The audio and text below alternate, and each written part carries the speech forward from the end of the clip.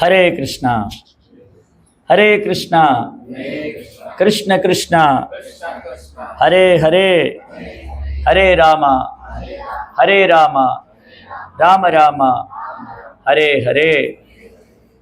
So எல்லா பக்தர்களுக்கும், இங்கே கூடியிருக்கிற எல்லா பக்தர்களுக்கும் என்னுடைய பணிவான நமஸ்காரம்.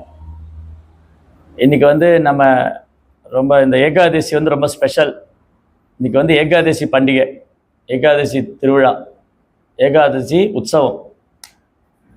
ஏகாதசி விரதம் யாராக இருக்கீங்களா? இங்கே இன்றைக்கி ஃபாஸ்டிங் இருக்கிறவங்க யார் இருக்காங்க? ஏகாதசி விரதம் இருக்கிறவங்க. ஏகாதசி விரதம் ரொம்ப ஈஸி தான். என்னென்னா, ஏகாதசி அன்னைக்கு தானியம் சாப்பிடக்கூடாது. தானியமும் பீன்ஸ் வகை காய்கறியும் சாப்பிடக்கூடாது. அப்புறம் பழங்கள் சாப்பிட்லாம், கிழங்குகள் சாப்பிட்டுக்கலாம். ஏகாதசி விரதம் ரொம்ப ஈஸி. ஏகாதசி அப்படின்னு சொன்னால் பகவான் கிருஷ்ணருக்கு ரொம்ப பிரியமான தினம். இப்போ சிவபெருமானை வழிபடுறவங்க பிரதோஷ விரதம் இருப்பாங்க. அப்புறம் சிலர் முருகப்பெருமானை வழிபடுறவங்க சஷ்டி விரதம் இருப்பாங்க. கணபதியை வழிபடுறவங்க இந்த சங்கடகர சதுர்த்தி அந்த மாதிரி விரதம் இருப்பாங்க. அப்போ விரதங்களை பற்றி நிறைய புராணங்களில் சொல்லியிருக்கு. இந்த ஏகாதசி பற்றி சொல்லும்போது, நீங்கள் கங்கை நதி கேள்விப்பட்டிருக்கீங்களா? கங்கா, எவ்வளோ பேர் கங்கையில் குளிச்சிருக்கீங்க? இந்தியா வந்திருக்கீங்களா? கங்கா இருக்கு. அந்த நதிகள்லேயே உயர்ந்தது கங்கை. நிறைய நதிகள் இருக்கு, நதிகள்லேயே உயர்ந்தது கங்கை. கங்கைக்கு நிகரான ஒரு நதி கிடையாது. ஏன் கங்கை அவ்வளோ சிறந்ததுன்னா, அந்த கங்கா நதி பகவானுடைய தாமரை பாதத்திலிருந்து வருது. அது சரணாமிர்தம். கங்கா நதி பகவானுடைய தாமரை திருப்பாதத்திலிருந்து வர்றதுனால கங்கை ரொம்ப சிறப்பு வாய்ந்தது. கங்கா நதி தான் எல்லா நதிக்கும் புனிதமான நதிகள்லாம் புனிதமானது. கங்கைக்கு இன்னொரு பேர் பதித்த பாவனின்னு பேர். கங்கைக்கு இன்னொரு பேர் என்னது? பதித்த பாவனி.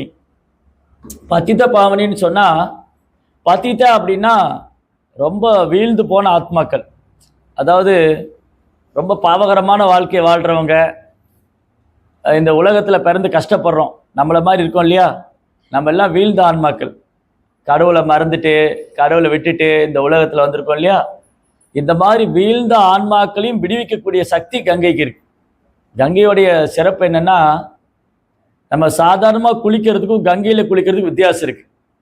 சாதாரணமாக குளிக்கிறோம் இல்லையா, வீட்டில் ஷவரில் குளிப்போம் இல்லையா? நான் ஒரு தடவை இந்த மாதிரி ஒரு கிளாஸில் பேசிகிட்டு இருக்கும்போது ஒரு இடத்துல கேட்டேன், நம்ம வீட்டில் குளிக்கிறதுக்கும் கங்கையில் குளிக்கிறதுக்கு என்ன வித்தியாசம்னு கேட்டேன். அப்போ அவங்க சொன்னாங்க, வீட்டில் என்ன பக்கெட்லேருந்து தண்ணி எடுத்து குடிப்போம், கங்கையில் போனால் அப்படியே குளிக்கலான்னு சொன்னாங்க. ஆக்சுவலி அது மீனிங் இல்லை, அது பாவம் தெரியாமல் சொல்லிட்டாங்க. அவங்க வெகுளித்தனமாக சொன்னாங்க. ஏன்னா அவங்களுக்கு அதுதான் தெரிஞ்சிருக்கு.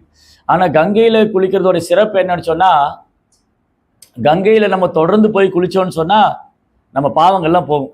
பல ஜென்மங்களாக செய்த பாவம்லாம் கங்கையில் குளிக்கிறதுனால போகும். அப்போ அடுத்த கேள்வி வரும், அது எப்படி போகும்னு அடுத்த கேள்வி வரும் இல்லையா? அது எப்படி கங்கையில் போய் குளித்தா பாவமெல்லாம் போயிடுமா அப்படின்னு கேள்வி வரும். அர்த்தம் என்னன்னா, நம்ம எல்லாருக்கும் ரெண்டு உடம்பு இருக்குது. நம்ம எல்லாருக்கும் எவ்வளோ உடம்பு இருக்கு? இல்லையே, ஒரு உடம்பு தான் இருக்கு.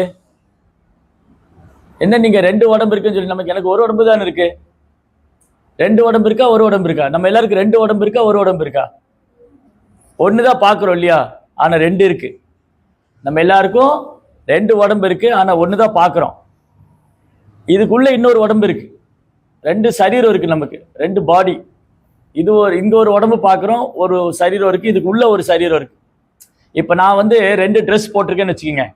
இப்போ உள்ள ஒரு பனியன் போட்டிருக்கேன், வெளியில் ஒரு ஷர்ட் போட்டிருக்கேன். அப்போ நான் உள்ளே போட்டிருக்கிற பனியன் தெரியல, ஆனால் என்ன நினச்சிட்டு இருக்கேன், நான் ஒரு ஷர்ட்டு தான் போட்டிருக்கேன்னு நினச்சிட்டு இருக்கேன். ஆனால் நான் ரெண்டு ஷர்ட் போட்டிருக்கேன். இன்னர் வேர் ஒன்று இருக்குது, அவுட்டர் வேர் ஒன்று. இன்னர் கார்மெண்ட் ஒன்று இருக்குது, அவுட்டர் கார்மெண்ட் ஒன்று. உள்ள ஒரு ஆடை போட்டிருக்கேன், வெளியில் ஒரு ஆடை போட்டிருக்கேன். அந்த மாதிரி இந்த உடல்ல உயிர் இருக்கு, ஆன்மா.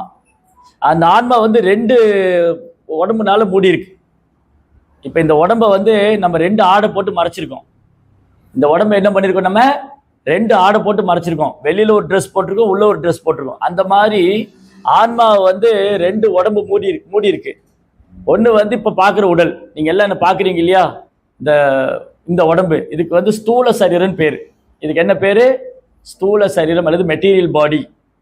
இதுக்குள்ள இன்னொரு உடல் இருக்கு, அது சூட்சம சரீரம், கண்ணுக்கு தெரியாது. சூட்சமான எனக்கு கண்ணுக்கு தெரியாது. அதுக்கு சப்டில் பாடின்னு பேர். நீங்க எவ்வளவு பேர் மனசு பார்த்துருக்கீங்க? மனது பார்த்துருக்கீங்களா? மனசு இருக்கா? உங்க பேர் என்னது? ராஜன். ராஜன் சார், உங்க மனசு காமிக்க முடியுமா? அப்புறம் எப்படி மனசு இருக்குன்னு சொல்றீங்க? நீங்க உங்க மனசு பார்த்துருக்கீங்களா? சரி, மனசு கூட யாராவது செல்ஃபி எடுத்திருக்கீங்களா? அப்புறம் எப்படி மனசு இருக்குன்னு சொல்றோம்? மனது இருக்குங்கிறதுக்கான சாட்சி என்ன, அடையாளம் என்ன? நீங்க காமிச்சிருக்கீங்களா? சயின்ஸா? சயின்ஸ் இல்லை. உணர்ச்சின்னு சொல்ல முடியாது. மனது இருக்கிறதுக்கான அடையாளம் என்ன? மனது இருக்கிறதுக்கான அடையாளம் என்னது? மனது இருக்கிறதுக்கான அடையாளம் என்னதுன்னு சொன்னா, மனதை பார்க்க முடியாது, உணரலாம். இப்போ நான் அவர் சொன்ன உணர்ச்சின்னு சொன்னார் இல்லையா, அது இன்னும் கொஞ்சம் விவரமா சொல்லணும்னா, இப்போ நான் ராஜனை திட்டுறேன். இங்க ராஜன் உங்களுக்கு அறிவு இல்லையா? உடனே அவருக்கு என்ன ஆயிரும்? மனசுல வருத்தம் ஆயிடும். எல்லாரும் முன்னாடி என்னை பார்த்து அறிவு இல்லையான்னு கேட்டாரு. யார் இவர்? முதல்ல என்ன, முதல்ல உங்களுக்கு அறிவு இருக்கான்னு கேட்பாரு இல்லையா? அப்ப நான் யாரையா பார்த்து அறிவு இல்லையான்னு கேட்டா என்ன சொல்லுவாங்க? திரும்ப உனக்கு முதல்ல அறிவு இருக்கான்னு கேட்பேன் இல்லையா? அப்போ என்னை திட்டுனா எனக்கு கோவம் வருது. அப்புறம் நான் இதே ராஜன் சார், ராஜன் அவர் ரொம்ப நல்லவருங்க, பாருங்க இன்னைக்கு வெளியில பார்ட்டிக்கெல்லாம் போகாம இங்க ப்ரோக்ராம் வந்திருக்கிறாரு. அப்போ ராஜனுக்கு ரொம்ப சந்தோஷம், எல்லாரும் முன்னாடி என்ன ரொம்ப குளோரிஃபை பண்ணார் இல்லையா? எல்லாரும் முன்னாடி நம்மளை புகழ்றேன். அப்போ நம்மளை புகழ்ந்தா சந்தோஷம், திட்டுனா வருத்தம். புகழ்ந்தா மானம், இகழ்ந்தா அவமானம். இதெல்லாம் எங்கிருந்து வருது? நமக்கு இன்பம் துன்பம் எங்கிருந்து வருது? மனதிலிருந்து வருது இல்லையா? மனது தான் நம்முடைய எல்லா செயலுக்கும் மையமா இருக்கு, நடுவுல. மனதுக்கு மனது என்ன வேலை பண்ணும் தெரியுமா? மனது வேலை பண்ணிக்கிட்டே இருக்கும். மனது என்ன வேலை பண்ணும்? மனதுக்கு 3 வேலை இருக்கு. மனது 3 வேலை செய்யும். அதனால மனது இருக்குன்னு சொல்லலாம். மனதை நம்ம பார்க்க முடியாது. மனதுல 3 வேலை செய்யும். மனது யாருக்காவது தெரியுமா என்ன வேலை பண்ணுன்னு? மனது என்ன வேலை பண்ணும்? எதையாவது நினைச்சுக்கிட்டே இருக்கும். திங்கிங், ஏதாவது திங்க் பண்ணிட்டே இருக்கும் இல்லையே. ஒரு 8 மணிக்கு தான் கிளாஸ் தொடங்கியிருக்காரு, இவர் எப்போ முடிப்பாரு, இன்னைக்கு என்ன பிரசாதம் கொடுக்க போறாங்க, அப்புறம் வீட்டுக்கு யாராவது வந்திருப்பாங்களா, நான் வீட்டை பூட்டிட்டு ஒரு தடவை இழுத்து பார்த்தனா லாக் கரெக்டாக போட்டு வந்தேனா, ஒருவேளை யாராவது வெயிட் பண்ணிட்டு இருப்பாங்களா, இல்லை எனக்கு யாராவது ஃபோன் பண்ணியிருப்பாங்களா, நான் ஃபோன் வேறு சைலண்டில் போட்டிருக்கேனே அப்படின்னு நீங்கள் உட்காந்துட்டு இருப்போம். ஆனால் மனசு இந்த வேலையெல்லாம் பண்ணிட்டு இருக்கும். எனக்கு யாராவது ஃபோன் பண்ணியிருப்பாங்களா, மெசேஜ் பண்ணியிருப்பாங்களா. ஸோ மனதில் எண்ணங்கள் அலையாக வந்துட்டு இருக்கும். இப்போ மனது இருக்கிறதுக்கான அடையாளம் என்னது? எண்ணங்கள் வந்துக்கிட்டே இருக்கு. ஏதாவது திங்க் பண்ணிட்டே இருப்போம், ஏதாவது நினச்சிக்கிட்டே இருப்போம். அப்புறம் அதை அடையணும்னு முயற்சி பண்ணுவோம், அனுபவிக்கணும்னு நினைப்போம். Thinking, feeling, willing. மனதோட 3 வேலை, மைண்டோடைய 3 ஒர்க் என்னன்னா திங்கிங், ஃபீலிங், வில்லிங். எதையாவது நினைத்து கொண்டே இருப்பது, அதனை அடைய முயற்சிப்பது, அப்புறம் அனுபவிக்கிறது. கரெக்டா? இது இருந்தால் தான் மனசு, இது இல்லைன்னா மனது இல்லைன்னு அர்த்தம். ஆனால் இது இல்லாமல் யாரா இருக்காங்களா? அப்போ எல்லாருக்கும் மனசு இருக்கு. அப்போ அதை உணரதா முடியும், காமிக்க முடியாது. என்னுடைய மனதில் உள்ள உணர்ச்சிகளை நான் வெளிப்படுத்துறேன் இல்லையா? கோபம் மனதில் கோபம் வருது, அதனால முகத்தில் தெரியுது. மனசுல சந்தோஷம் இருக்கு, முகத்துல தெரியுது இல்லையா? அப்ப நம்ம எல்லாருக்கும் மனது இருக்கு. புத்தி இருக்கா? அதுக்குதான் இப்ப சண்டே வந்துடும். புத்தி இருக்கான்னு கேட்டா சண்டை வரும். கணவன் மனைவியை பார்த்து உனக்கு புத்தி இருக்கான்னு கேட்டா இதை தெரிஞ்சா நீங்க கல்யாணம் பண்ணீங்கன்னு கேட்பான். இது நீங்க கல்யாணம் பண்ணுறதுக்கு முன்னாடியே யோசிச்சிருக்கணும் இல்லையா? இல்ல மனைவி கணவனை பார்த்து உங்களுக்கு புத்தி இல்லைன்னு கேட்டா நீ கல்யாணத்துக்கு முன்னாடி யோசிச்சிருக்கணும். ஏன் கல்யாணம் பண்ணதுக்கு அப்புறம் கேட்கற நீ புத்தி இருக்கான்னு இல்லையா? அப்ப புத்தியை பார்க்க முடியுமா? யாரா புத்தியை பார்த்துருக்கிறோமா? புத்தியை காமிக்க முடியுமா? அப்ப புத்தி இருக்குன்னு எப்படி சொல்றீங்க? புத்தி இருக்குன்னு எப்படி சொல்றோம்? மனதுல வரக்கூடிய எண்ணங்களை எப்படி செயல்படுத்துறதுதா புத்தி. சரி, இன்னைக்கு ப்ரோக்ராம் போகணும். மோட்டார் சைக்கிளில் போயிடலாமா, கார் எடுத்துட்டு போயிடலாமா, இல்லை யாராவது ஃப்ரெண்டு கூட்டிகிட்டு போயிடலாமா, இல்லை கொஞ்சம் நேரம் கழித்து போகலாமா? அப்போ மனதில் வரக்கூடிய எண்ணங்களை செயல்படுத்துறது புத்தி. எப்படி போகலாம்? அதுக்கப்புறம் அகங்காரம். எவ்வளோ பேருக்கு அகங்காரம் இருக்கு? எல்லாருக்குமே இருக்கு, ஆனால் ஒத்துக்க மாட்டோம். நம்ம எல்லாருக்கும் அகங்காரம் இருக்கு, ஒத்துக்க மாட்டோம். அப்போ மனம், புத்தி, அகங்காரம் இந்த 3 கண்ணுக்கு தெரியாது, ஆனால் உணரலாம். ஒருத்தனை பார்த்து உனக்கு ரொம்ப அகங்காரம் சொல்ற, எப்படி தெரிஞ்சுது? என்ன போட்டோ எடுத்து காமிச்சாங்களா அகங்காரத்தை? ஆளை பார்த்தாலே இவன் அகங்காரம் பிடிச்சவன் இல்லையா? அப்போ மனம், புத்தி, அகங்காரம் கண்ணுக்கு தெரியாது, அது சூட்சமா இருக்கும். இப்போ கங்கையில போய் இதுக்கு கங்கை குளிக்கிறதுக்கு என்ன சம்பந்தம்னா, இந்த மனசு இருக்கு இல்லையா, மனதுல நிறைய கெட்ட விஷயங்கள்லாம் இருக்கு. காமம், கோபம், பேராசை, பொறாமை அதெல்லாம் அடையணும்னு நினைக்கிற புத்தி. மனசு சுத்தமாக இல்லை, புத்தி சுத்தமாக இல்லை. மனசு சுத்தமாக இல்லை, புத்தி சுத்தமாக இல்லை. ஒரு 4 அகங்காரம். நான் யார் தெரியுமா? இந்த 4 அகங்காரம், பொய் அகங்காரம். இந்த 3 வந்து அசுத்தம். இந்த 3 அசுத்தம். இப்போ உடம்பு அசுத்தமான என்ன பண்ணுறோம்? நல்லா ஷோப் போட்டு க்ளீன் பண்ணுறோம், குளிக்கிறோம். நல்லா ஒரு நாளைக்கு 1 தடவை 2 தடவை 3 தடவை ஸ்கூலுக்கு போயிட்டு வந்துட்டு, காலேஜ் போயிட்டு வந்துட்டு, இல்லை ஆஃபீஸ் போயிட்டு வந்துட்டு, போகிறதுக்கு முன்னாடி வந்ததுக்கப்புறம் நல்லா குளிக்கிறோம், உடம்பு சுத்தப்படுத்திக்கிறோம். அப்போ வெளியில சுத்தப்படுத்திக்கிறோம், உள்ளுக்குள்ளே சுத்தப்படுத்துறதே இல்லை.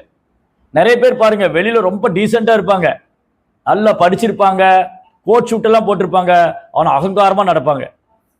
நிறைய பேர் பாருங்க, நல்லா படிச்சிருப்பாங்க, ஆனால் சட்டுன்னு கோவப்படுவாங்க. ரொம்ப அழகா இருப்பாங்க, நல்லா படிச்சிருப்பாங்க, ஆனால் பொறாமப்படுவாங்க. அப்போ என்ன அர்த்தம்? வெளியில நல்லா இருக்கு, உள்ளுக்குள்ள மோசமா இருக்கு. பழத்தை எப்படி பார்த்து வாங்குறோம்? வெளியில நல்லா இருக்கான்னு பார்க்கல, உள்ள எப்படி இருக்கும், உள்ள எப்படி இருக்குன்னு பார்க்கணும். வெளியில அவுட்டர் கவரிங் மட்டும் பார்க்கக்கூடாது. பழம் வெளியில நல்லா இருக்கு, ஆனால் உள்ள சுவையே இல்லை, ஏமாத்திட்டாங்க. ஒரு பழத்தை வந்து வெளியில பார்த்து, ஒரு காய்கறியில என்ன பார்த்து வாங்குறோம்? காய்கறி வாங்கும்போது உடச்சி பார்க்குறோம்.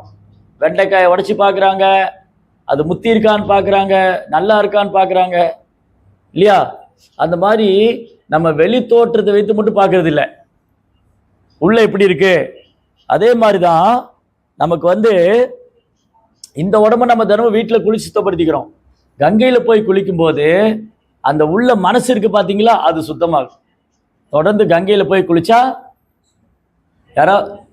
யாராவது தொடர்ந்து கங்கையில் போய் குளிச்சாங்கன்னா அவங்க மனசு சுத்தமாகும், புத்தி சுத்தமாகும், அவங்க கொஞ்சம் கொஞ்சமாக கிருஷ்ணர் மேலே அவங்களுக்கு அன்பு வரும். அதான் கங்கையில் போய் குளிக்கிறது ரொம்ப முக்கியம்னு சொல்லி. அதனால எப்படியாவது வாய்ப்பு கிடைக்கும் போது 1 தடவையாவது 2 தடவையாவது ஊருக்கு போகும்போது கங்கையில் குளிக்கணும். யாரெல்லாம் ஊருக்கு இந்தியா வரும்போது அங்கே கங்கா ஸ்நானம் பண்ணணும், ரொம்ப ரொம்ப ஸ்பெஷல். அது நிறைய புனித நதிகள்லாம் அங்கே ஓடிட்டு, கங்கா, யமுனா, சரஸ்வதி, கோதாவரி, தாமிரபரணி, காவேரி, கிருஷ்ணா, நிறைய நதிகள்லாம் இருக்கு, துங்கபத்ரா. அந்த நதிகள் எல்லாம் முதன்மையானது கங்கா. கங்கா தான் ஃபர்ஸ்ட். அப்போ நதிகள்ல உயர்ந்தது கங்கை, தாவரங்கள்லேயே உயர்ந்தது ஹிமாலயம். இமயமலை இருக்கு இல்லையா, ரிஷிகேஷ், ஹரித்வார், பத்ரிநாத், கேதார்நாத். அந்த இமயமலை வந்து தாவரங்களே உயர்ந்தது. தாவரங்களே உயர்ந்தது இமயமலை, நதிகளில் உயர்ந்தது கங்கை, பக்தர்களே உயர்ந்தவர் அப்படின்னு சொன்னா மகாதேவர். வைஷ்ணவானாம் யதா சம்பு, பக்தர்களே உயர்ந்தவர் மகாதேவ். அதுக்கப்புறம் விரதங்களே உயர்ந்தது ஏகாதசி. விரதங்களே சிறந்தது எது? ஏகாதசி. ஏன்னா ஏகாதசிங்கிறது பகவானுக்கு ரொம்ப பிரியமான நாள். இப்போ எப்படி ஏகாதசிக்கு இவ்வளவு சிறப்பு? கங்கைக்கு எப்படி இவ்வளவு சிறப்பு? கங்கை பகவானுடைய தாமரை பாதத்திலிருந்து வந்தனால கங்கைக்கு சிறப்பு. அந்த கங்கை தண்ணி, இப்போ நீங்கள் எவ்வளோ பேர் சிவபெருமானுடைய ஃபோட்டோ பார்த்துருக்கீங்க? சிவபெருமானுடைய ஃபோட்டோ பார்த்துருக்கீங்களா? சிவபெருமான், லார்ட் சிவா, அவர் எப்படி இருப்பார்? சிவபெருமான் எப்படி இருப்பார் பார்த்துருக்கீங்களா? பார்த்தது இல்லையா? அஜித் விஜய் ஃபோட்டோலாம் பார்த்துருக்கீங்களா? சினிமாலே பார்த்து, நேரில் கூட பார்த்துருப்பீங்க. சிவபெருமான் ஃபோட்டோ பார்த்துருக்கீங்களா? எப்படி இருப்பார் சிவபெருமான்? சிவபெருமான் வந்து நம்ம பார்க்குற சிவபெருமான், நீங்கள் இங்கே வெளியில் பார்க்குற சிவபெருமான் கிடையாது. சாஸ்திரத்தில் வேதங்கள் என்ன சொல்லி, சிவபெருமானுடைய நிறம் வந்து பொன் நிறத்தில் இருக்குமா, தங்க நிறம் இருக்குல்ல. அந்த மாதிரி இதில் திருவாசகத்திலேயே அதில் பாடியிருக்கு, பொன்னார் மேனியன் பேர். சிவபெருமானுக்கு பேர் வந்து பொன்னார் மேனியன். பொன்னார் மேனினா ஒரு உடம்பு வந்து பொன் நிறத்தில் இருக்கும். அப்புறம் ருத்ராட்ச மாலை அணிஞ்சிருப்பார். தலை ஓடு, மண்டை ஓடு இருக்குல்லையே, அதை மாலையாக போட்டிருப்பார். கழுத்தில் ஒரு பாம்பு தொங்கிட்டு இருக்கும், கையில் ஒரு பாம்பு தொங்கிட்டு இருக்கும், காலில் ஒரு பாம்பு தொங்கிட்டு இருக்கும். அதுக்கப்புறம் ஜடா முடி இருக்கும். அந்த ஜடை முடியில் ஒரு பெரை சந்திரன் இருக்கும். அப்புறம் அந்த ஜடை முடியிலேருந்து ஒரு தீர்த்தம், ஒரு தண்ணி இப்படி வெளியில் வரும். அவர் உடம்பெல்லாம் ஸ்மசானத்தில் இருக்க சாம்பல் எடுத்து பூசியிருப்பார். சுடுகாடு இருக்கு இல்லையா, சுடுகாட்டில் சாம்பல் எடுத்து பூசியிருப்பார். ஏன் சிவபெருமான் அப்படி இருக்காரு? சுடுகாட்டில் இருக்கிற சாம்பல்லாம் எடுத்து பூசியிருக்காரு. பாம்புகள்லாம் அவர் மேலே உட்கார்ந்துருக்கு. அவர் தலையிலேருந்து ஒரு தீர்த்தம், ஒரு ஜலம் வருது. அவர் தலையில ஏன் பிறைச்சந்திரன் இருக்கு? இதெல்லாம் இன்னைக்கே யோசிச்சிருக்கிறோமா? போனோமா, சாமி கும்பிட்டோமா, பொங்கல் வாங்கி சாப்பிட்டோமா, பிரார்த்தனை பண்ணோமா, வேலை முடிஞ்சுது. இதெல்லாம் தெரிஞ்சுக்கணும். சிவபெருமான் யாரு, கிருஷ்ணர் யாரு, பார்வதி யாரு, ஏன் அவங்க அந்த ரூபத்தில் இருக்காங்க, இதுக்கான காரணம் என்ன, பிரம்மதேவர் யார். இப்போ இங்கே பிரம்மாவுடைய பிரார்த்தனை படித்தோம் இல்லையா? பிரம்மாவுக்கு எவ்வளோ தலை கேள்விப்பட்டீங்களா? பிரம்மாவுக்கு எவ்வளோ தலை இருக்கு? 5 தலை. அவர் 5 தலைங்கிறாரு. 5 4 2 3 1 4. குட். 4 தலை. ஆக்சுவலி 5 தலை பிரம்மாவும் இருக்காங்க, நிறைய பிரம்மா இருக்காங்க. 1 தலை பிரம்மா, 2 தலை பிரம்மா, 100 தலை பிரம்மா, 1000 தலை பிரம்மா எல்லாம் இருக்காங்க. ஆனா நம்ப மாட்டாங்க யாரும் சொன்னா. அது எப்படி ஒருத்தருக்கு 1000 தலை இருக்க முடியும்? இதே வந்து ஹாலிவுட் படத்துல எடுத்தா நம்புவாங்க, ஆமா ஆமா அவருக்கு 1000 தலை இருந்தது. சினிமாவில் சொன்னா ஆமா ஆமா ஆமா. சினிமாவில் ஒரு ஹீரோ வந்து நேற்று நான் பிரச்சாரத்துக்கு போகும்போது வெள்ளை காக்கா பறந்தது, ஆமா ஆமா வெள்ளை காக்கா பறந்தது எங்க ஹீரோ சொன்னாரு, எங்க தலைவர் சொன்னாரு இல்லையா? சினிமாவில் வந்து ஒரு ஹீரோ சொல்லிட்டாருன்னா ஆமான்னு சொல்லுவாங்க. நம்ம சொன்ன வச்சுங்களேன், இந்த சாமி பொய் சொல்றாரு, எப்படி 1000 தலை இருக்க முடியும்? ஆனா சினிமா நடிகர் சொன்னா நம்புவாங்க, சினிமாவில் காமிச்சா நம்புவாங்க, நம்ம சொன்னா நம்ப மாட்டோம். அப்ப யார் மேல தப்பு இருக்கு? என்ன எங்களை நம்பணுமா, சினிமாக்காரங்களை நம்பணுமா? எங்களையே நம்பணும்னு சொன்னா எங்க பிரபுபார் சொன்னதான் சொல்லுவோம். பிரபுபார் என்ன சொல்லி கொடுத்துருக்காரு? பிரபுபாதர் வந்து ஒரு தூய பக்தர், ஒரு ஆச்சாரியர். பிரபுபாதர் புக்கில் என்ன எழுதியிருக்காரோ, பிரபுபாதர் என்ன சொல்லியிருக்காரோ அதை தான் நாங்கள் சொல்லுவோம். நான் புதுசாலாம் ஒன்று கண்டுபிடிச்சதுன்னு சொல்ல மாட்டேன், நான் ஏதோ கற்பனை பண்ணிலாம் சொல்ல மாட்டேன். சாஸ்திரத்தில் என்ன சொல்லியிருக்கு, சாஸ்திரத்தில் வேதங்கள்ல என்ன சொல்லியிருக்கு, அப்புறம் ஆச்சாரியர் குருமார்கள் என்ன சொல்லியிருக்காங்க, இது சரியான தகவலா? நான் இப்போ 2 கேள்வி கேட்குறேன். ஒரு கேள்வி வந்து சாஸ்திரத்தில் என்ன சொல்லியிருக்கு, குருமார்கள் என்ன சொல்லியிருக்காங்க, அந்த மாதிரி தெரிஞ்சவங்ககிட்ட இருந்து கேட்கறது சரியானதா, இல்லை சினிமாவில் ஒருத்தர் சொன்னாரு, எய்த்த வீட்டுக்காரர் சொன்னாரு, பக்கத்து வீட்டுக்காரர் சொன்னாரு, அப்புறம் அந்த அரசியல் கட்சி தலைவர் சொன்னாரு, இது சரியான பதிலா? எது சரியான பதில்? யார்கிட்ட இருந்து கேட்கணும் நம்ம? கேட்கறது கரெக்டான இடத்துல இருந்து கேட்கணும். சரியா? தப்பான இடத்துல போய் கேட்டா தப்பாயிடும். கரெக்டா இல்லையா? இப்போ நீங்களாம் ஸ்கூலுக்கு போறீங்க, நீங்க காலேஜ் போறீங்களா, இல்லை முடிச்சிட்டீங்க, நீங்க ஸ்கூலுக்கு போறீங்களா, நீங்க என்ன படிக்கிறீங்க, என்ன படிக்கிறீங்க நீங்க? அதுவே யோசிக்கிறாரு. ஆறாவது ஆண்டு. ஓகே. உங்களுக்கு என்னென்ன சப்ஜெக்ட் இருக்கு ஸ்கூல்ல, என்னென்ன பாடம் எடுக்கிறாங்க? சத்தமா சொல்லுங்க. சாப்பிடலையா இன்னைக்கு? விரதம் இன்னைக்கு? விரதம் இருக்கிற நானே எவ்வளவு சத்தமா பேசுறேன். ஹிஸ்டரி, அப்புறம் ஹிஸ்டரி, சயின்ஸு. சரி, இப்போ வந்து உங்க பேர் என்ன? கவினேஷ். கவினேஷ் கவினேஷ் கவினேஷ் கவினேஷ் ஓகே. கவினேஷ் வந்து ஸ்கூலுக்கு அமிச்சாங்க, அவங்க அப்பா அம்மா வந்திருக்காங்களா இங்க? சரி, வரல. கவினேஷ் ஸ்கூலுக்கு அமிச்சாங்க. கவினேஷ் வந்து வரலாறு பாடம் படிக்கணும், அப்புறம் அறிவியல் பாடம் படிக்கணும். இப்போ கவினேஷ்க்கு வந்து வரலாறு பாடத்துல ஒரு சந்தேகம், அதை வரலாறு டீச்சர்கிட்ட போய் கேட்பாரா, அறிவியல் டீச்சர்கிட்ட போய் கேட்பாரா? அப்ப அங்க தெரியுது இல்ல, எனக்கு வரலாறு பாடத்தை சந்தேகம்னா வரலாறு டீச்சர்கிட்ட தான் கேட்கணும், அறிவியல் பாடத்தை சந்தேகம்னா அறிவியல் டீச்சர்கிட்ட கேட்கணும். அந்த மாதிரி கடவுளை பத்தி தெரிஞ்சுக்கணும், இந்த படைப்பை பற்றி தெரிஞ்சுக்கணும், இந்த உலகம் எப்படி படைக்கப்பட்டது, யார் படைச்சாங்க, கடவுள் யாரு, கிருஷ்ணர் யாரு, சிவபெருமான் யாரு, இதெல்லாம் தெரிஞ்சுக்கணும்னா இந்த மாதிரி குருமார்கள்ட்ட இருந்து கேட்கணும், பிரபுபாதர் மாதிரி ஆச்சாரியர்கிட்ட இருந்து கேட்கணும், பக்தர்கிட்ட இருந்து கேட்கணும். சினிமா நடிகர்கிட்ட எல்லாம் போய் கேட்கக்கூடாது, அப்புறம் தெரியாதவங்ககிட்ட போய் கேட்கக்கூடாது, அதை தெரிஞ்சவங்ககிட்ட கேட்கணும். ரைட்டா? அப்போ இங்க வந்து ரொம்ப அழகான விளக்கம் என்னன்னு சொன்னப்போ, இந்த சிவபெருமான் இருக்கார் இல்லையா, அவரு மகாதேவர். அவருக்கு பேர் என்னது? மகாதேவ். பிரம்மதேவர், மகாதேவ். பிரம்மதேவருக்கு 4 தலை இருக்கு. சிவபெருமான் உடம்பெல்லாம் சாம்பல பூசியிருக்காரு. அவர் வந்து ஜடாமுடி வச்சிருக்காரு. அவர் கழுத்துல பாம்பெல்லாம் இருக்கு. ஆனா அவர் ரொம்ப உயர்ந்தவர். இப்ப நம்மளாம் குளிக்கலன்னு வச்சுக்கோங்களேன், ரொம்ப அசுத்தமா இருக்கும். ஆனா சிவபெருமான் வந்து மங்களமானவர். அவர் உடம்புல சாம்பல பூசியிருந்தாலும் மங்களமா இருப்பார். சிவம்னாலே மங்களம் தான். அதுக்கப்புறம் சிவபெருமான் என்ன பண்ணுவாராம், அவருக்கு இன்னொரு பேருக்கு பூதநாதன் பேரு. இந்த பூதங்கள்லாம் கூட அவர்கிட்ட போயிடுச்சுன்னா அவர் பாதுகாப்பு தருவார். நீ ஒன்றும் பயந்துக்காத, நான் உன்னை பாத்துக்கிறேன். நம்ம பூதத்தை வந்து பயந்துக்கணும் இல்லையா? இங்கெல்லாம் பேய் பூதம்லாம் கேள்விப்பட்டிருக்கீங்களா? அதெல்லாம் இருக்கா இல்லைன்னு நிறைய பேருக்கு சந்தேகம் இப்போ. ஆனா இருக்கு. எங்கே வரும் பேய் பூதெல்லாம் எங்கே வரும் தெரியுமா? பேய் பூதெல்லாம் எங்கே இருக்கும்? யாரும் ஒழுங்காக குளிக்கிறது இல்லை, பல்லு விளக்குறது இல்லை, ராத்திரியானா ஊர் சுற்றுறவங்க பின்னாடியெல்லாம் பேய் பூதெல்லாம் போகும். யார் சுத்தமாக இருக்காங்க, பக்தி பண்ணுறாங்க, வீடெல்லாம் சுத்தமாக வச்சுருக்காங்கன்னா அங்கே பேய் பூதெல்லாம் வராது. இந்த மாதிரி வீடெல்லாம் சுத்தம் பண்ணி வீட்டில் பூஜை அறையெல்லாம் வச்சு துளசியெல்லாம் வச்சு வீடு சுத்தமாக இருந்தால் அங்கே யார் வருவா? லக்ஷ்மி வந்து இருப்பாங்க. வீடு சுத்தமாக இருந்தால் யார் வந்திருப்பாங்க? லக்ஷ்மி வந்திருப்பாங்க. வீடெல்லாம் போட்டு குப்பை மாதிரி போட்டு வச்சு அங்கே பேப்பர் குப்பை, இங்கே குப்பை, அழுக்கு துணி க்ளீன் பண்ணல, அழுக்கு ட்ரெஸ்ஸு போட்டு குளிக்காம அப்படியே பெட்டெல்லாம் உக்காந்து அதெல்லாம் நாஸ்தி அசுத்தம் பண்ணி வச்சுருந்தா அங்கே யார் வருவா? பேய் இருக்கும். எனக்கு கண்ணுக்கு தெரியல, இன்னும் உங்களை பிடிக்கல, வீட்டுக்குள்ளே தான் இருக்குது. அது என்னைக்கா ஒரு நாள் கோவம் வந்து பிடிக்கும். அப்போ பேய் பிடிச்சதுன்னா என்ன சொல்லுவா? பேய் பிடிச்சவங்கள பார்த்துருக்கீங்களா?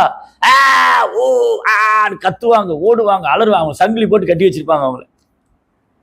நீங்கள் கேரளாவில் வந்து ஒரு கோயில் இருக்காங்க. இந்தியாவில் வந்து கேரளாவில் ஒரு சோட்டானிக்கரன் ஒரு அம்மன் கோயில் இருக்கு. அந்த அம்மன் கோயிலில் பேய் பிடிச்சவங்கள சங்கிலி போட்டு கட்டி வச்சிருப்பாங்க. அங்கே பேய் ஓட்டுவாங்க. அங்கே அந்த மாதிரி பேய் இருக்கு இல்லையா? அந்த பேய்னா என்னென்னா, இப்போ நான் இறந்து போயிட்டேன். ஆனால் என் ஆசை நிறைவேறவே இல்லை. என் ஆசை நிறைவேறாமல் இறந்து போயிட்டேன்னா நான் ரொம்ப பாவம் செஞ்சேன்னா நான் பேயோட உடலில் இருப்பேன். அந்த பேய்க்கு உடல் இருக்கு, ஆனால் அனுபவிக்க முடியாது. இப்போ நான் வந்து தனேஷா பேர் என்னது?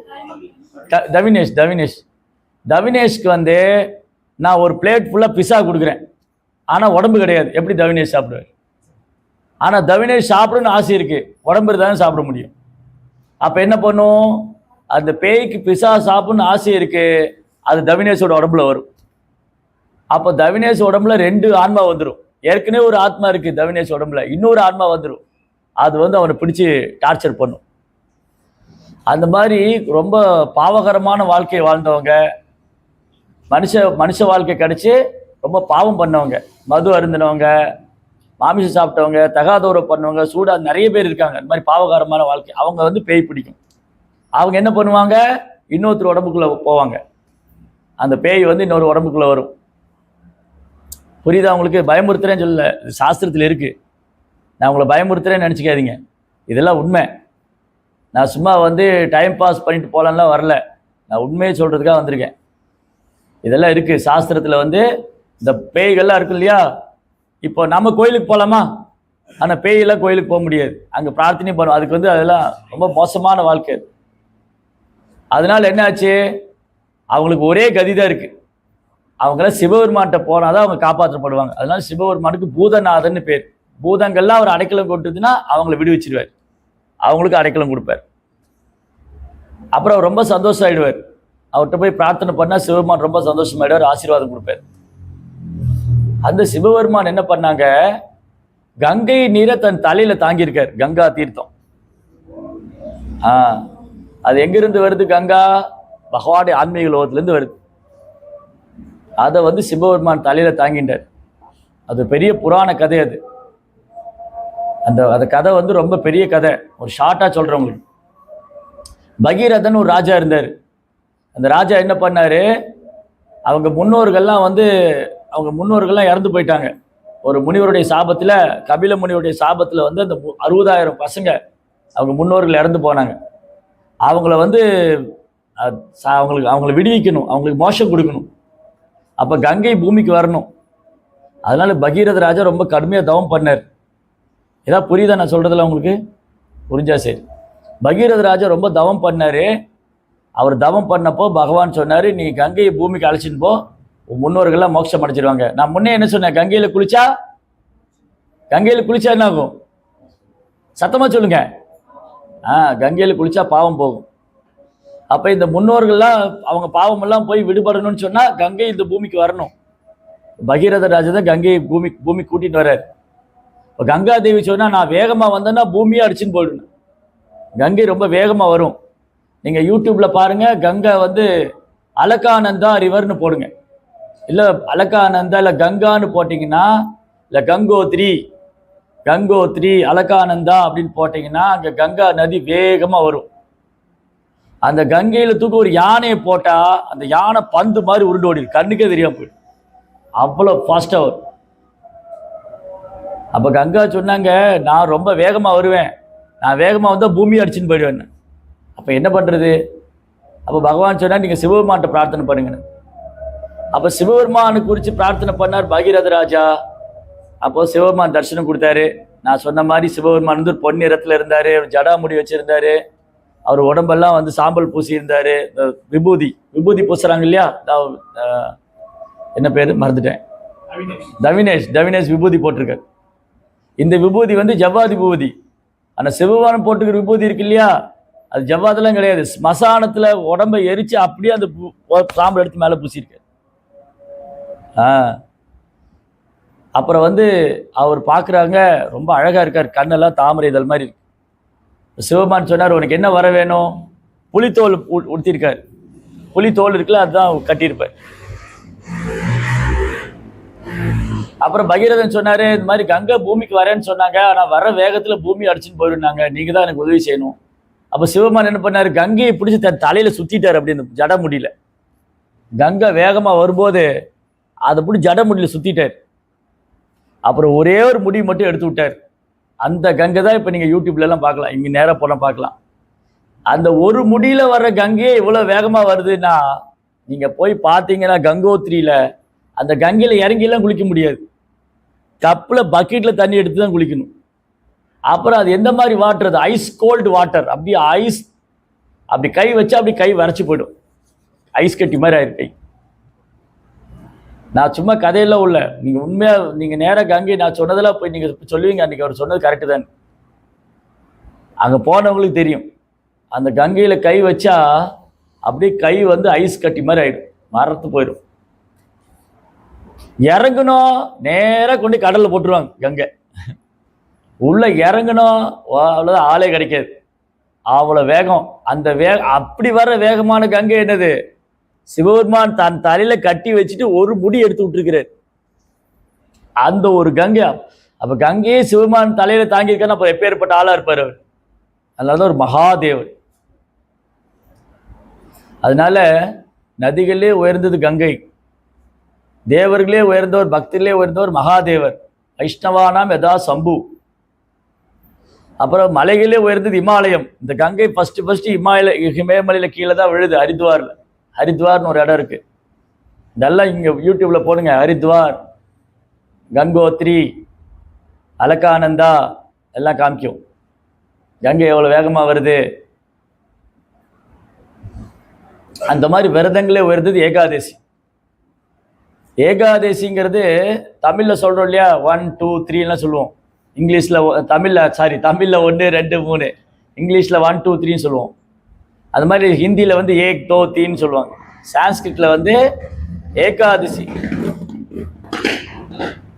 சான்ஸ்கிரிட் வந்து ஏகாதசினா 11th டே.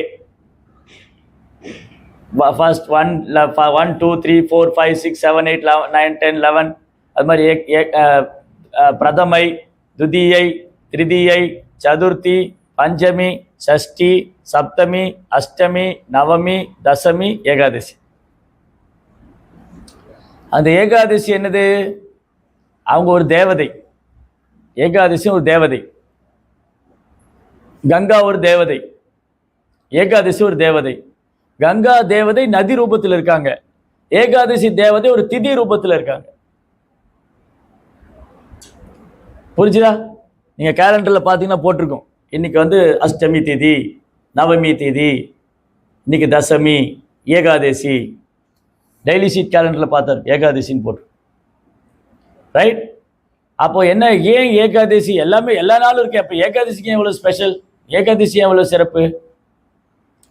ஒரு நாள் இந்த முரான்னு ஒரு அசுரன் இருந்தான், முரா.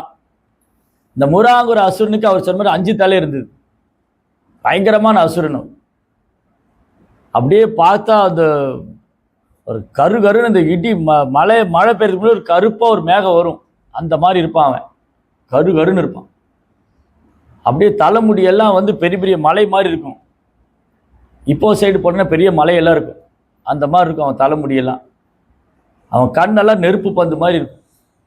அந்த முராங்கிற அசுரன் தேவர்களை துன்புறுத்தினான், பிரஜைகளை, மக்களை துன்புறுத்தினான், எல்லாம் ரொம்ப கொடூரமா. அப்போ அவனை கொல்லணும். இப்போ தேவர்கள்லாம் பகவான்கிட்ட பிரார்த்தனை பண்ணாங்க, இந்த முரா அசுரனை கொல்லுங்கன்னு.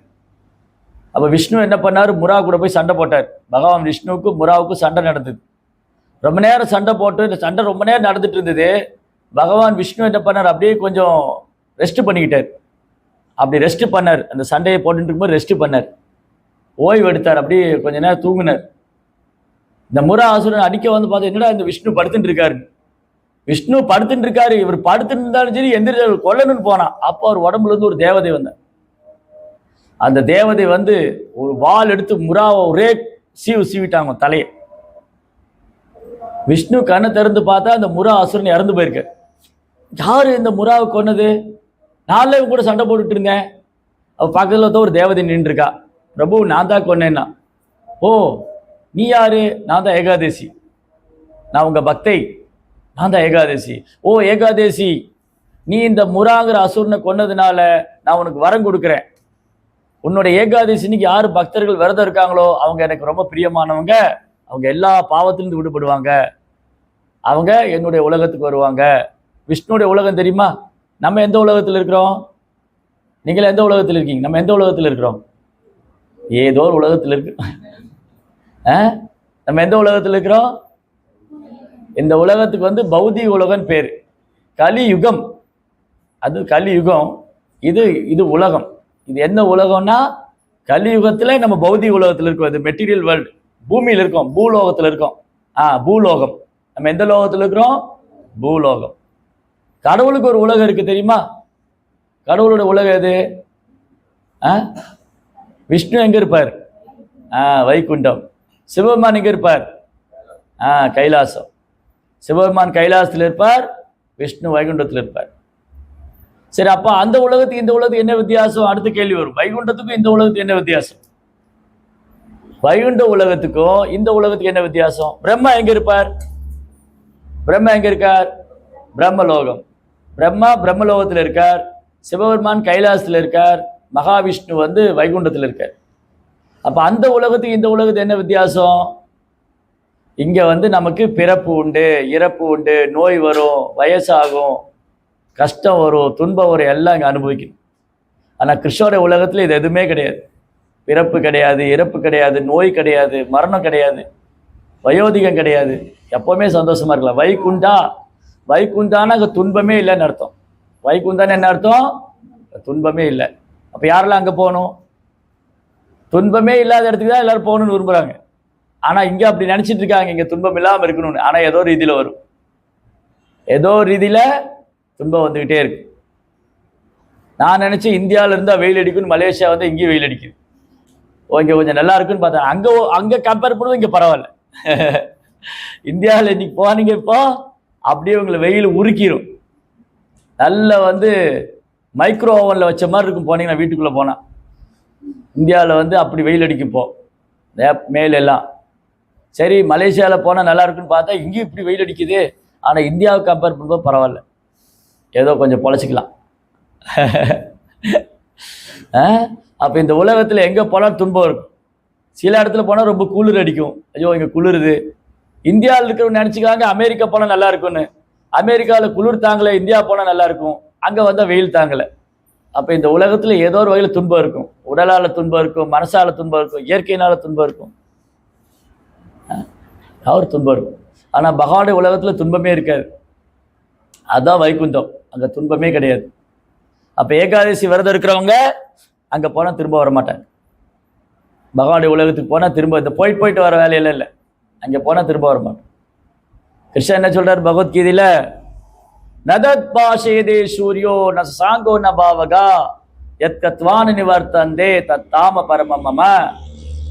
என்னுடைய உலகத்துல சூரியன் தேவையில்லை அர்ஜுனா, என் உலகத்தில் சூரியன் தேவையில்லை, சந்திரன் தேவையில்லை. அப்ப எப்படி வெளிச்சமா இருக்குங்க? மின்சாரம் தேவையில்லை. கிருஷ்ணாவுடைய உலகத்துல சூரியனும் தேவையில்லை, சந்திரனும் தேவையில்லை, மின்சாரம். அப்ப எப்படி வெளிச்சமா இருக்கும்? எப்படி வெளிச்சமா இருக்கும்? சூரியன் எப்படி வெளிச்சமா இருக்கு? சூரியன் ஒரு கிரகம் தானே, சூரிய லோகம். அது எப்படி வெளிச்சமா இருக்கு? ஏன்னா அது கிரகமே வெளிச்சமா தான் இருக்கு. அங்கே போய் யாரும் லைட் போடணுமா? தேவையே இல்லை. சூரியனுக்கு லைட்டு தேவையா? தேவையில்லை, ஏன்னா அதுவே வெளிச்சம் கொடுக்கும். அந்த மாதிரி தான் சூரிய மண்டலமே வெளிச்சம் கொடுக்கும்போது கிருஷ்ணனுடைய உலகம் ஏன் வெளிச்சம் கொடுக்காது? அந்த வைகுண்ட லோகம் எப்பவுமே சுயப்பிரகாசமாக இருக்கு, எப்பவுமே வெளிச்சிருக்கு, சுயப்பிரகாசம். அங்கே இருட்டே கிடையாது. இப்போ ஏன் இருட்டாச்சு? இங்கேயே இருட்டா இருக்கு. இப்போ ஏன் இருட்டா இருக்கு? இப்போ சூரியன் இல்லை, சூரியன் வந்தோடனே வெளிச்சம் வருது இல்லையா? ஆனால் இங்கே தான் வந்து சூரியன் வரும்போது வெளிச்சமாக இருக்கும், சூரியன் போயிட்டா இருட்டாயிடும். ஆனால் கிருஷ்ணருடைய உலகத்தில் எப்போவுமே வெளிச்சமாக இருக்கும், இருட்டாகவே இருக்காது, இருளே கிடையாது. அங்கே வெளிச்சமாக இருக்கும், சுயப்பிரகாசம் முடியும். அதனால கிருஷ்ணருடைய உலகத்தில் வைகுந்தத்தில் சந்திரன் தேவையில்லை, சூரியன் தேவையில்லை, மின்சாரம் தேவையில்லை. அங்கே போயிட்டா துன்பமே கிடையாது. அங்கே போனால் என்னது? துன்பமே இல்லை. பிரம்மா சொல்கிறாரு, இங்கே பிரம்மா பிரார்த்தனை பண்ணுறாரு. பிரம்மா தான் ஃபஸ்ட்டு கிருஷ்ணர்கிட்டருந்து வந்தார். இந்த உலகம் படைக்கிறதுக்கு முன்னாடி, இந்த உலகம் படைக்கிறதுக்கு முன்னாடி கடவுள்கிட்ட யார் வந்தா? பிரம்மா தான் வந்தார். ஏன்னா பிரம்மா தான் படைப்பாளி, இந்த உயிர் நம்மளெல்லாம் படைச்சது பிரம்மா தான். எப்படி படைச்சாரு? இதுதான் சயின்ஸ். அவங்க சொன்னாங்க சயின்ஸு. சயின்ஸுன்னு சொன்னால் என்னது? இன்னைக்கு சயின்ஸை போய் கேட்டால், இன்னைக்கு அறிவியல் விஞ்ஞானிகிட்ட போய் கேளுங்க உலகம் எப்படி படைச்சதுன்னு அவங்களுக்கு தெரியாது. அது தானாக வந்ததுன்னு சொல்லுவாங்க. எதாவது தானாக வருமா? இப்போ இந்த பொருள் இருக்கு, இது தானாக வருமா? இது எப்படி வந்தது? இது திடீர்னு வந்துச்சா என்ன? இது திடீர்னு வந்ததா, தானாக வந்ததா? இது எப்படி வந்தது? இதை ஒருத்தர் கண்டுபிடிச்சிருக்காரு இல்லையா? ஒருத்தருக்கு மூளை இருக்கு. ஒருத்தர் மூளையை வச்சு இந்த மைக்கு, இப்போ நான் மைக்கில் பேசிகிட்டு இருக்கேன், ரெக்கார்ட் ஆகிட்டு இருக்கு. இந்த மைக்கு வந்து ஒருத்தர் கண்டுபிடிச்சிருக்காரு, இந்த மைக்கு ஒருத்தர் கண்டுபிடிச்சிருக்காரு, இந்த ஃபோன் ஒருத்தர் கண்டுபிடிச்சிருக்காரு இல்லையா? இது தானாலாம் வரல, இது ஒருத்தர் படைச்சிருக்காரு. அவள் படைப்பாளின்னு ஒருத்தர் இருக்கிறாரா? அது மாதிரி உலகம் மட்டும் இப்படி தானாக வரும் இல்லைங்க. பூமி தானாக வந்துச்சு, பூமி தானெல்லாம் வராது. இப்போ படைச்சது யாரு? படைப்பாளி இறைவன். பிரம்மா இல்லை, பிரம்மாவே படைச்சவர் ஒருத்தர் இருக்கிறார், கிருஷ்ணா. பிரம்மாவை படைச்சது கிருஷ்ணா. எப்படின்னா, நீங்கள் வந்து விஷ்ணுவோடைய இதை பார்த்தீங்கன்னா, விஷ்ணுவோடைய நாபிலேருந்து ஒரு தாமரை தண்டு வரும். நீங்கள் வந்து எங்கன்னா, நீங்கள் திருவனந்தபுரம்னு ஒரு கோயில் இருக்கு, கேரளாவில் இருக்கு திருவனந்தபுரம். அது வந்து அது ஊருக்கு பேர் வந்து திரு ஆனந்த பத்மநாபபுரம்னு பேர். அது திருவனந்தபுரம்னு ஆச்சு. அப்புறம் இப்போ ட்ரிவாண்ட்ரம்னு ஆயிடுச்சு. அப்புறம் கொஞ்ச நாள் ட்ரம்மு மட்டும்தான் இருக்கு, எல்லாம் போயிடும். அப்படியே கொஞ்சமாக சுருக்கிட்டு வந்துடும். திரு ஸ்ரீரங்கநாத பள்ளின்னு ஊருக்கு பேர், திரு ஸ்ரீரங்கநாத பள்ளி. அப்புறம் திருச்சிராப்பள்ளி ஆச்சு. இப்போ திருச்சின்னு ஆயிடுச்சு. இன்னும் கொஞ்ச நாள் சீங்கிற ஊர் தான் இருக்கும். ஆமாம், எல்லாம் போயிடும். அங்கே ரங்கநாதர் அவர் வந்திருக்கார், ரங்கநாதர் கோயிலுக்கு. அங்கே ரங்கநாதர் கிருஷ்ணர் இருக்கார். அந்த மாதிரி பத்மநாபபுரத்தில் அனந்த பத்மநாப சுவாமி, திருவனந்தபுரத்தில் விஷ்ணு இருக்கார், பெரிய விஷ்ணு விக்கிரகம். சும்மா அங்கேருந்து அந்த கேட்டுக்கிட்ட இருந்து, அங்கேருந்து அந்த வீட்டு கிச்சன் தாண்டி அவ்வளோ தூரம் இப்படி பெரிய விக்கிரகம் படுத்திருப்பார் ஆதிசேஷன் மேலே, மகாவிஷ்ணு. அவருடைய நாபிலேருந்து ஒரு தாமரை வரும். அந்த தாமரை தண்டுக்கு மேலே ஒரு தாமரை பூ இருக்கும். அந்த தாமரை பூலேருந்து பிரம்மா உட்காந்துருப்பார். இப்போ நம்ம இந்த பூமியில் வரணும்னா நம்மளாம் எப்படி வந்தோம்? நமக்கு ஒரு அப்பா அம்மா இருக்காங்க இல்லையா? நம்மளாம் அம்மா கிட்டேருந்து வந்தோம். நமக்கு அப்பா இருக்காங்க, அம்மா இருக்காங்க. பிரம்மாவுக்கு பேர் வந்து ஸ்வயம்பூன்னு பேர். பிரம்மாவுக்கு அப்பா அம்மா ரெண்டு பேருமே விஷ்ணு தான். அப்போ விஷ்ணு கிருஷ்ணர் பிரம்மாவை படைக்கணும்னு முடிவு பண்ணோடனே லக்ஷ்மி தேவியோட உதவி கூட அவருக்கு தேவையில்லை.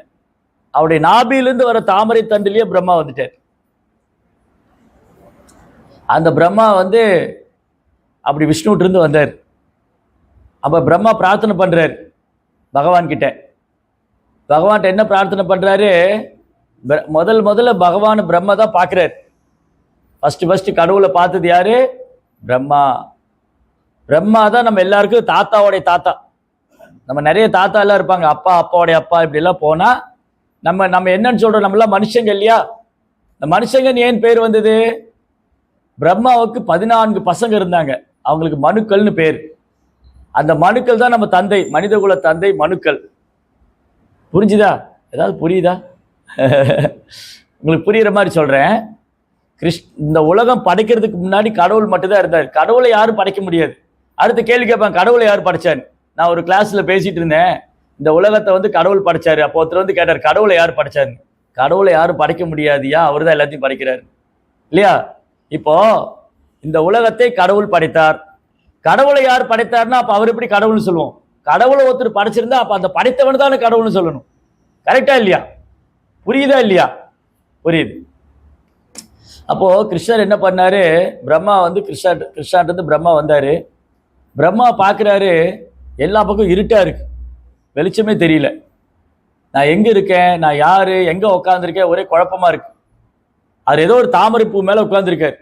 அப்படியே அந்த தாமரை பூ வந்து கீழே அந்த தண்டை பிடிச்சி கீழே இருக்குன்னா அது போய்கிட்டே இருக்குது, அதுக்கு முடிவே இல்லை.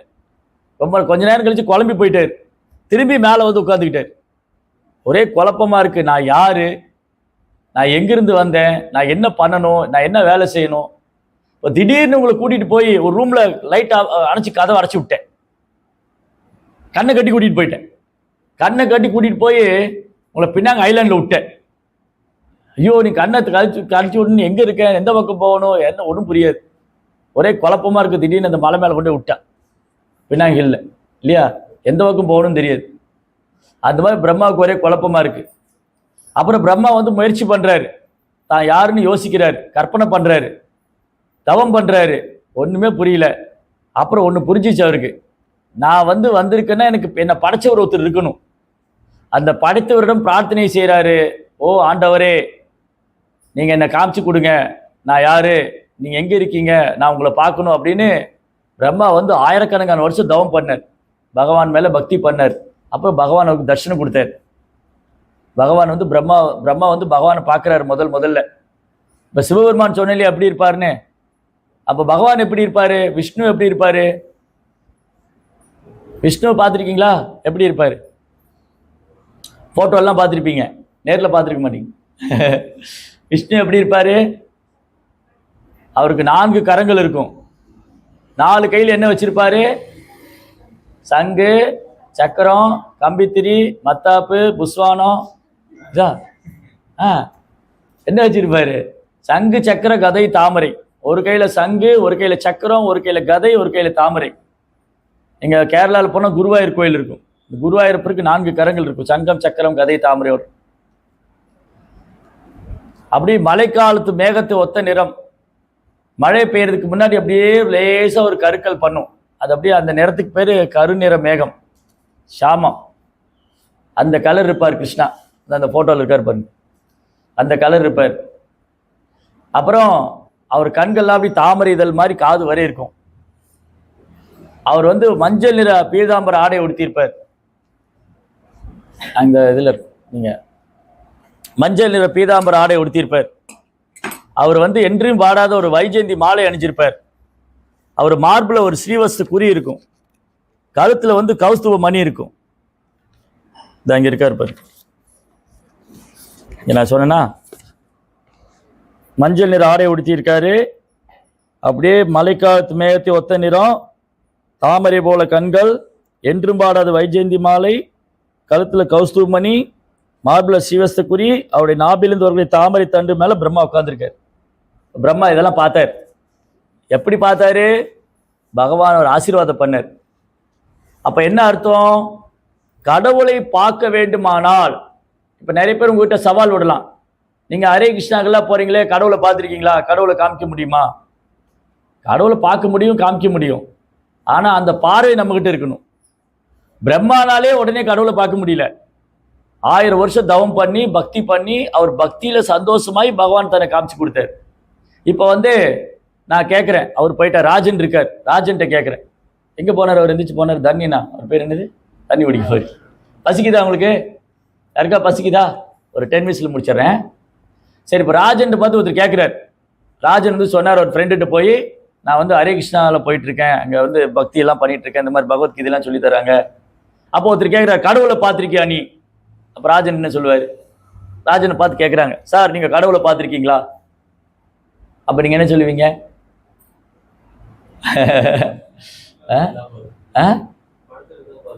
படத்தில் தான் பார்த்துருக்கேன். அப்போ ஒத்துக்க முடியாது, நீங்கள் நேரில் காமிக்கணும். இப்போ நான் வந்து சொல்கிறேன் ராஜன்ட்ட, இப்போ என்ன ராஜனுடைய ஃப்ரெண்டுன்னு வச்சுக்கோங்க, நான் ராஜன் சொல்கிறேன், சார் நீங்கள் கடவுளை காமிக்க முடியுமா, கடவுள் இருக்கார், முதல் கடவுள் இருக்கார் நம்புறீங்களா, அப்படி எனக்கு காமிங்க அப்படின்னு நான் சவால் விடுறேன். நான் வந்து ராஜன் கிட்ட சவால் விடுறேன், சார் நீங்கள் கடவுள் இருக்கா நம்புறீங்களா, நான் கடவுள் இல்லைன்னு சொல்கிறேன், கடவுளை காமிக்க பார்க்கலாம். அப்போ ராஜன் என்ன செய்வார், நீ நம்புனா நம்பு, நம்பாட்டி போட்டு போயிடுவேன் இல்லையா. பட் அப்படி இல்லை, நம்ம நிரூபிக்கலாம். எப்படி நிரூபிக்கலாம், இதே தான் பிரபுபாட்ட வந்து கேட்டாங்க. பிரபுபாதர்கிட்ட வந்து கேட்டாங்க, பிரபுபாத் இந்த இயக்கத்தை வந்து அமெரிக்காவில் தொடங்கினார். அப்போ அங்கே நிறைய சந்தேகங்கள்லாம் கேட்டிருப்பாங்க இல்லையா, எப்படி கிருஷ்ணரை கடவுள்னு சொல்கிறீங்க, கிருஷ்ணரை பார்த்துருக்கீங்களா, கிருஷ்ணரை காமிக்க முடியுமா, கேள்வி கேட்டிருப்பாங்க இல்லையா. சும்மா அப்படியே குருட்டுத்தனமாக ஏற்றுக்குவாங்களா, இப்படியெல்லாம் இல்லை. ஸோ இப்போ வந்து இப்போ மணி எவ்வளோ ஆச்சு, 9 மணி ஆச்சு.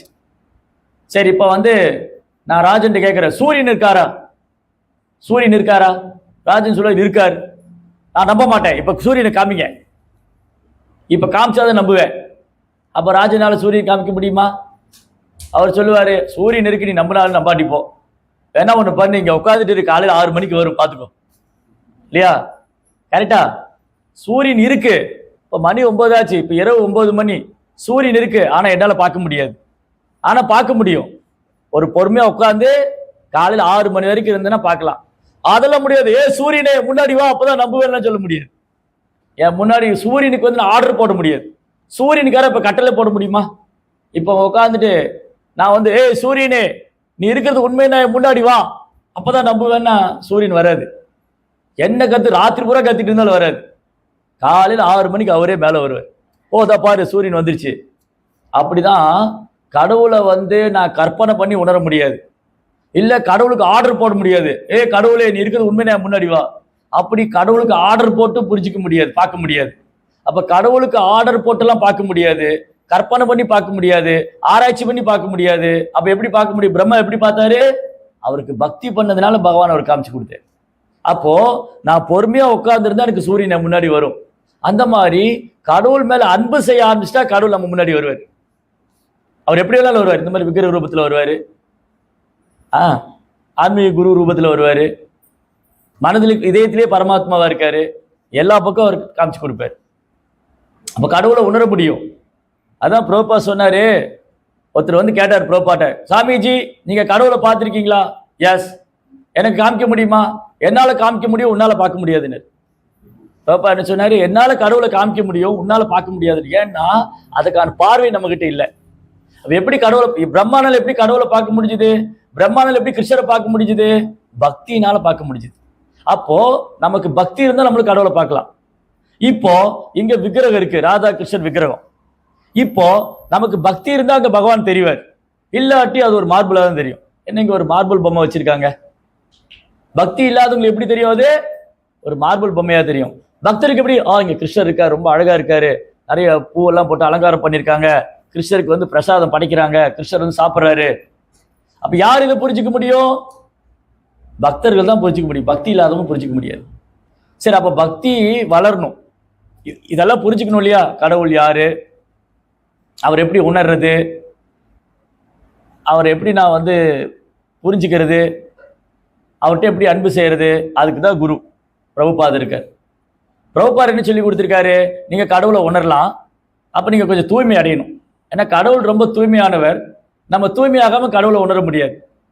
அப்ப தூய்மை ஆகணும்னு சொன்னா என்ன பண்ணணும்? பிரம்மா என்ன பண்ணாரு? நீங்க பிரம்மாவோட கையில பாத்தீங்கன்னா ஒரு ஜப மாலை வச்சிருப்பார். அவருக்கு 4 கை இருக்கும், அதுல ஒரு கையில ஜப மாலை வச்சிருப்பார். இந்த மாதிரி ஜப மாலை இருக்கு, நான் உள்ள வச்சுட்டேன் நினைக்கிறேன் பேக்ல. இந்த மாதிரி பிரம்மா வந்து ஒரு ஜப மாலை வச்சிருப்பார். இந்த மாலையில வந்து பிரம்மா என்ன பண்ண ஜபம் பண்ணுவார். ஹரே கிருஷ்ணா கிருஷ்ண கிருஷ்ணா ஹரே ஹரே, ஹரே ராமா ராம ராமா ஹரே ஹரே.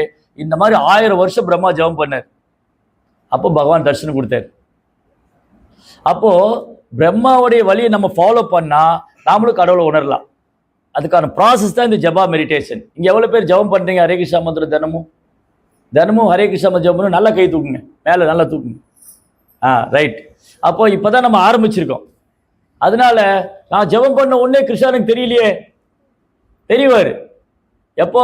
அழுக்குகள்லாம் போகணும், இந்த இதயத்தில் இருக்க அழுக்குகள்லாம் போகணும், காமம் கோபம் பேராசை, இதயம் சுத்தமாகணும்.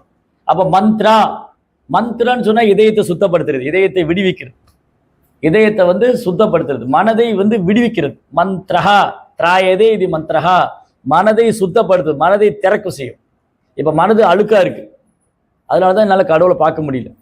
அப்ப கடவுள் நான் உடனே மனசு சுத்தமாகணும். அப்ப நான் மந்த்ராவை சாண்டிங் பண்ண கிருஷ்ணா கொஞ்சம் கொஞ்சமா ரிவீல் பண்ணுவார். எப்படி கிருஷ்ணா ரிவீல் பண்ணுவாரு? இந்த விக்கிரத்து கூட நம்ம பிரார்த்தனை ஏத்துக்குவார், அது நமக்கு காமிச்சு கொடுப்பார். நம்ம செய்யற சேவையில கொஞ்சம் கொஞ்சமா கடவுளை உணர ஆரம்பிச்சிடலாம்.